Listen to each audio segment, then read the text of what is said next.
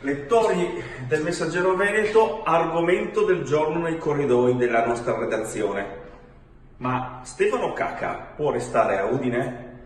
È una questione di feeling e c'è una discreta questione di feeling perché ultimamente abbiamo visto il ragazzo festeggiare sotto la curva, sotto lo spicchio friulano a Frosinone in maniera veramente entusiasmante. Ma è anche una questione di Watford, cioè parliamoci chiaro, Stefano Caca ha un contratto piuttosto alto per le abitudini dell'Udinese, guadagna circa 1,5 milioni a stagione ed è in prestito qui. E voi dite, ma che c'è basta che il signor Gino Pozzo parli con il suo alter ego l'Udinese. Gino Waterwell, come si tradurrebbe in maniera letterale. E che direbbe Gino a Gino?